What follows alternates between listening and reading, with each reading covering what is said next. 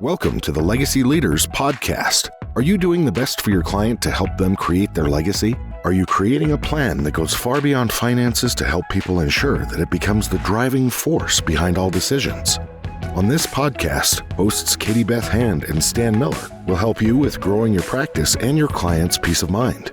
Together, they bring the best and brightest minds to share with you how to help your clients develop their best legacy. And now, here are your hosts, Katie Beth and Stan. Welcome back to the Legacy Leaders Podcast. I'm your host, Stan Miller. My guest today is Lauren Williams. Lauren is the co-founder of a financial planning group called Prosper Plan. Lauren brings a particular passion to the financial planning space. And I wanted to have this interview with her today and first lead off with a discussion about where does this passion come from? What I found, Lauren, is that when people come to the world with a particular energy and passion for something, there's a story. There's a reason why. There's something happened together in your life that drives that.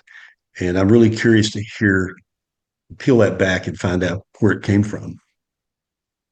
Oh man, that would be going all the way back to the beginning of my life. I was raised in Houston, Texas. And at that time, the oil industry, and it still is, it represents a lot of jobs in that space. And my mom happened to be an oil analyst out there. And she was very much in tune with economics. In our household, instead of dinner time conversations revolving around politics or anything of that sort, we would sit and talk about economics and markets. And my mom, I was a great latchkey kid and took care of my siblings who were 6 and 7 years younger. So she would pay me $10 a day, which meant I was making pretty darn good money at a young age. And she would pay me out in these dollar bills, $5 bills, $10 bills, 20s. And I would align them by serial number. I would iron them. And then I would put them into a wallet for storage after they were organized. And I started developing this knack for almost hoarding and organizing money at a super young age. Meanwhile, I didn't really know what was going on, in that formation of this personality that I have now. I did pursue a career in education early on, at which time I was trying to become a special education teacher. And so that's kind of where I started my college career. Coming out of Houston, I married my first husband quite young, and he went into the United States Navy. I packed up my car, my dog, and 4 cans of Red Bull and drove for 17 hours to Jacksonville, Florida, the day after Hurricane Katrina. And I started working a variety of temp jobs there. So I just, I was kind of trying to find my space, new place, just left mom and dad's house, really trying to get somewhere different. And so basically, what I ended up doing was working a variety of 4 different jobs, and I ended up at a wealth management firm called Wachovia Securities. And that's kind of where it took off.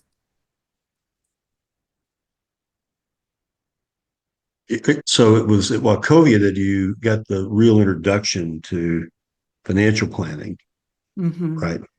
But it goes deeper than that, because I noticed, just reading your website and reading what you say about how you do what you do, there's some things there that are interesting, things I don't typically find when I talk to financial advisors. I noticed, for example, that you have a particular interest in working with individuals that have had some kind of stress or trauma in their life, like a divorce, for example. And I'm wondering where that came from.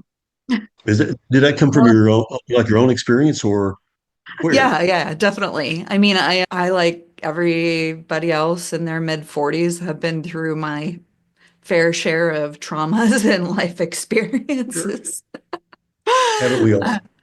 So I had mentioned I was a military wife at quite a young age. My ex-husband volunteered to go over to Afghanistan, and he served as a prison guard there for a few years, and things were not okay there. They were not okay. So he came back with a pretty good portion of PTSD. And after we had our daughter, we were stationed in Hawaii.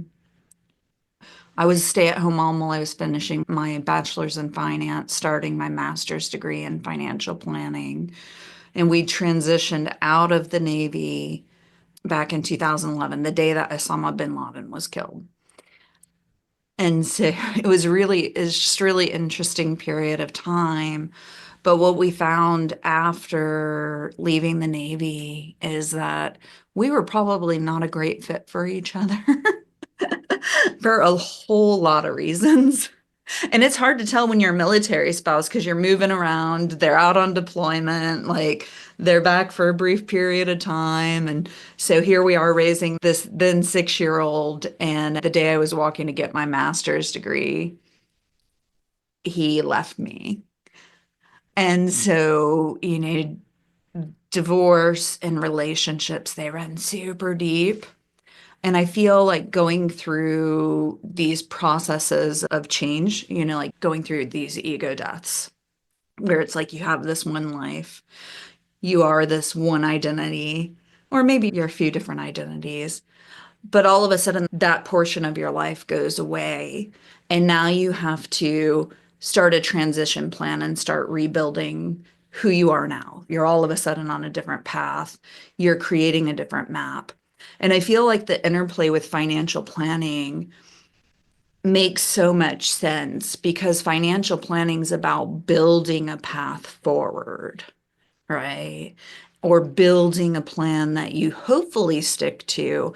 But really, the key to financial planning is building that wiggle room in, that flexibility for life to take its course and for you to still be okay. And so that's kind of where I think maybe my ideology is different than a lot of other financial professionals, is I really almost get more into that softer, what we call the art of financial planning, where I deal with the very human side of life. So tell me how you would approach a client relationship, somebody who's gone through, that kind of trauma. What is it that you bring to that conversation? What process or way of thinking about it do you bring to the conversation?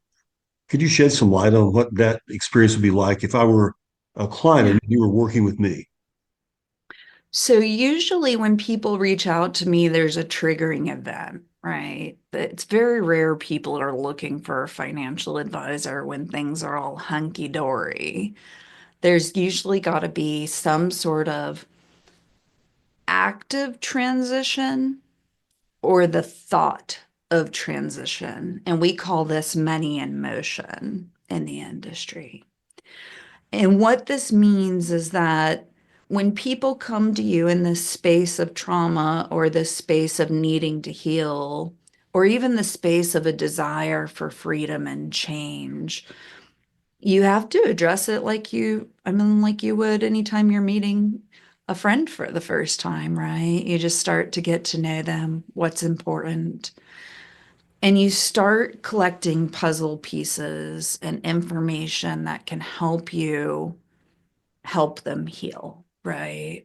So, like anytime you're trying to be of service to somebody else, to throw a service at them is not going to help them. You really have to understand what the problem is in order to find a solution with them that works. And it usually happens over a series, the first few months of working with a new client. I can invest hours in talking to them and writing things out and mapping out transition plans and doing data analysis. And if they have issues that come up in the future, like these trigger points happen after they're already clients, I tell them to lean into me, right? Like that's what I'm here for. I was put here to serve. This is a position that we serve in. This is a caretaking and nurturing position. And that's why I am here on this earth, is to do that job. I'm so glad you understand that because, I've told many of my colleagues and friends who are financial advisors that if you come to work every day and you think that your job is to manage somebody's money, before very long, an AI bot is going to do all that for you. They're not going to need you to do that. But I don't see a time ever when an AI bot is going to be able to do what you just described. I think that your approach to this is actually your insulation from obsolescence. Humans are always going to need to make that connection with people they trust. And I just don't ever see a time when that can be done by a machine, by a computer. It's going to take a human who does that. And ideally, a human who's also had some experiences so that this is not something that you observe, but something that is derived from your experience, right? So it turns out that all the experiences that we have in life actually can be put to good use, right? Truly. I mean, I talk about, and you can see on my wall, I definitely have plenty of formal education, but every time I've gone through kind of these heavy events that happen, usually simultaneously, financially and emotionally, I always look at it as like I'm earning my master's degree in the School of Hard Knocks. Right. And because I'm in the position I am as trusted advisor to my clients and future clients, I'm able to take those processes that I learn as I go through those transitions, and I'm able to teach those to them.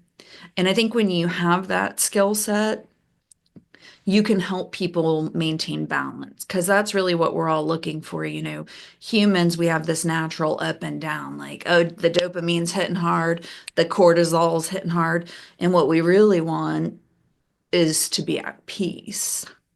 And so when you can teach people and educate them and hold their hands, walking them through kind of these big life events, selling a business, retiring from a job as a doctor or a nurse, in a divorce situation, remarriage, like I've had the opportunity to go through these large transitions, leaving large corporate firms because it no longer fit my value system, and taking off into this new space where I have like this you can see I have a very peaceful space here.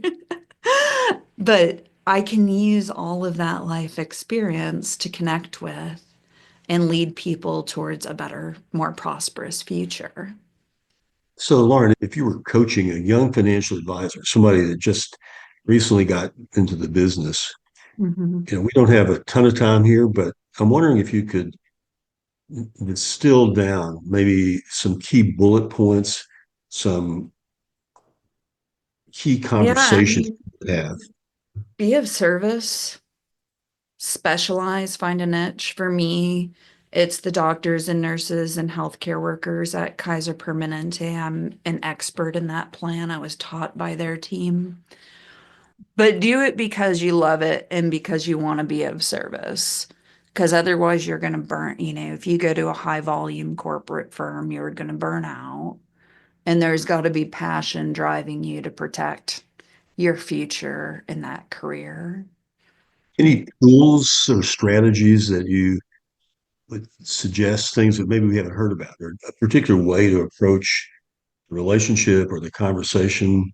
Any little bit of magic there? I mean, I think if you're thinking about it from the standpoint of bringing in new clients, it's really taking care of your current clients and building that trust and that relationship so that, when the markets come up and they're talking to somebody, they want to refer you because they like you so much as a human. On the flip side of that, if you're having the first meeting with a future client, there's a book called Ask, and it's really all about sitting down and just talking to them about themselves. I mean, when you're in that first meeting, learning as much as you can about that other person is going to help you create a connection and bond with them. And so I always kind of look at, my future clients like the first few meetings we're going on dates. And Hmm. I'm getting to know them and I'm trying to figure out if I'm a good fit for them and if they're a good fit for me. So the book is called Ask. I don't know that book. And it's called Ask. ASK. I'll make a note of that. We'll put that in the show notes. Good wisdom. Any other tidbits of wisdom like that we can drop in here? Keep the calendar full. I mean, what I found to my benefit is that I've always been, similarly to how I was obsessed with serial numbers being in order and bills in order. I'm obsessed with keeping the calendar full. And whenever I see the calendar not looking in the way that I want it to look, I definitely do my outreach. I try to be of service to people if I'm not busy because that keeps me connected. It makes me feel better about what I'm doing. And so I really try to stay active in the community. I give away a lot of knowledge. I love to share knowledge. So those things work. So I know from reading your resume, you and I share some of the same interest, the interest in travel, the interest of finding ways to be of service. And I noticed, and I want to hear a little bit about that, but I noticed that one of the things that you talk about is that you have some particular things that you do whenever you reach out to be of service in the world. And I want to hear a little bit about how you approach that because it sounded like first it sounded like some of the things I've personally been involved in myself, but I want to hear what you're doing. I know that you've remarried, you have a husband now, and but it sounds like that you and your husband and your daughter do some very specific things as it relates to travel, as it relates to being a Yeah, coach, absolutely. counselor to people around the world doing in the financial space. Yeah, so one of the organizations that I've gotten involved with over the past few years is called Together Women Rise. And that happened as a result of a trip that I took to Morocco. And during that trip to Morocco, we were kind of doing this tour out to the Sahara Desert and back around. We had hired a private driver, which I would highly recommend. It's not very expensive, but we got to meet his family and they shared the family lamb that they had purchased for, the generations living in their household with us. And I got to meet his sister. His sister was just out of college and she was going to work for an insurance company. And it was an insurance company I knew the name of. I was familiar with it. And I was like, that's really cool. Can you get in the investment side? Because that's a great job. It's a great job to have. And she's like, we don't have investments. And so, sure enough, when I looked into Morocco, there were no brokerages, there were no wealth management firms. And I thought that was really kind of like a little bit of a bummer. I mean, I'm sure in some ways it's good, protecting them from capitalism, which can, in some ways it's good. But it was a bummer to me that younger generation doesn't have the ability to invest and start growing their own wealth yet. And so as I started exploring organizations to work with, Together Women Rise stuck out because they go around the world, they'll go into absolutely impoverished communities and they'll help them start up small businesses. They'll help women get out of situations that might not be healthy for them. They help them with medical care. And I just really felt like it was neat. They do 1 to 2 week trips, and people from all over come together and they go volunteer in those villages and really start teaching and helping those people. They do some lending. That's another thing, micro lending to get money to, like I said, disadvantaged people who are looking to start up some sort of business to build a better life for their family. So I've always been really fond of the concept of micro lending. And then the other thing we really try to do is just try to get out there and spend time not necessarily pushing our beliefs, because I've learned that, like, in these different countries, the cultures don't necessarily share our American belief system.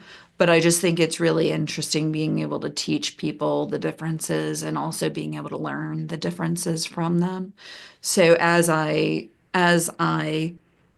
age in my practice, that's one of my big goals, is to get out there in the world for 1 month out of each year and give back to So another. where have you been doing that? Where have you been? So Thailand, Cambodia, Iceland, Morocco, Spain. There's a bunch of others. A lot of places in Europe, France, Switzerland. I haven't made my way to the Baltics yet, which I would really like to do. I don't know if you've spent much time there. Oh yeah, yeah, yeah. And you should do that actually. So yeah. I've heard great things. So Yeah. does your husband come along on those trips? Yeah, that's actually, whenever I went through that divorce, I met my new husband, and 2 weeks later I was headed off to Europe, and I was like, you're probably going to want to come with me. We had known each other for 2 weeks and we went to Europe together. And so that was kind of our thing. He's got a really busy life. He's very actively involved in the recovery community here in Sacramento. So he's mentoring and taking care of a lot of other people.